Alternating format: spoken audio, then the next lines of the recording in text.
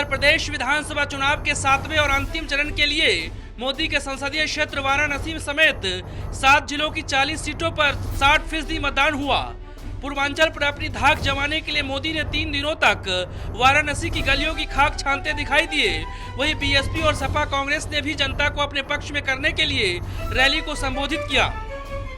इसे तो अखिलेश जी को सोचना चाहिए, जो बार बार कहते हैं कि हम अच्छे कार्य कर रहे हैं, लेकिन दंगा तो पूरा हो ही रहा है। बराबर 500 से ऊपर दंगा हो चुका और कहते हैं कि हम अच्छा कार्य कर रहे हैं। माननीय बहन जी 4 बार उत्तर प्रदेश में रही, आज तक कभी भी कोई दंगा अगर हुआ हो तो आप मीडिया के बंधु आप लोग जानते हैं, बहन जी 4 बार रही, एक भी दंगा होने नहीं दी। ये हिंदू और मुस्लिम अपने जीवन को सुकून की ज़िंदगी जिया। आज ये बजरडीहा में आप आए हैं, आप मीडिया बंधु हैं, आप क्षेत्र में घूमिएगा, नाली बह रही है। यहाँ का सांसद बोले थे, झूठ बोले थे भारत की जनता से कि हम आएंगे तो इसको जो है कोयोटो की तरह बनाएंगे। जंगल राज रहा है, जंगल राज। हाँ जंगल राज रहा।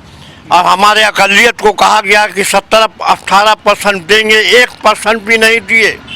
हाँ 1% भी हमको नहीं मिला। और तमाम जो है हमारा वोट लेके 22% हमारा वोट है, इनका 8% वोट है, जो लेके अपना राज को चलाए। अब जगह जगह 425 दंगे हुए, इस तरीके से हुआ। मुख्तार अंसारी 20 साल से यहाँ हैं, गरीबों के मसीहा हैं, गरीबों के रात दिन काम करते हैं। तमाम दफ्तर 5 साल तक खुला रहता है, हर आदमी आता है। हमारे सबसे बड़े मुद्दे जो हैं और बड़े छोटे पैमाने पे नेता इस पे गौर नहीं करते हैं। सबसे बड़ी समस्या यहाँ पे हमारी इस जगह जहाँ क्षेत्र में खड़े हैं, यहाँ पानी की समस्या बहुत ज़बरदस्त है।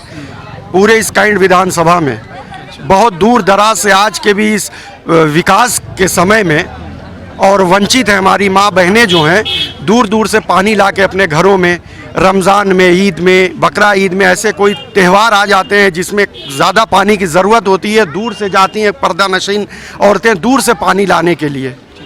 उसके बाद आप देख रहे हैं जर्जर तार, लाइट की कोई बहुत अच्छी व्यवस्था नहीं है।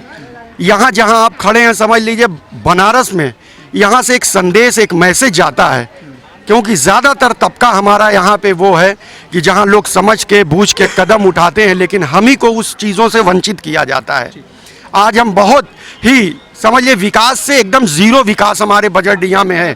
काश अगर पानी बरस गया तो अब तो हम लोगों रास्ता बदल देते हैं, कहीं उनके उस पे चौतरे पे से चढ़ के जाना पड़ता है, कहीं उनके चौतरे पे ना जाने। आज 50 वर्षों से यहाँ भाजपा से 40 साल से विधायक लोग हैं, क्या किया उन्होंने? हो सकता है हम पे वो हमको अवॉइड कर रहे हो या क्या समझते हैं, ये थिंकिंग मेरे समझ में नहीं आती।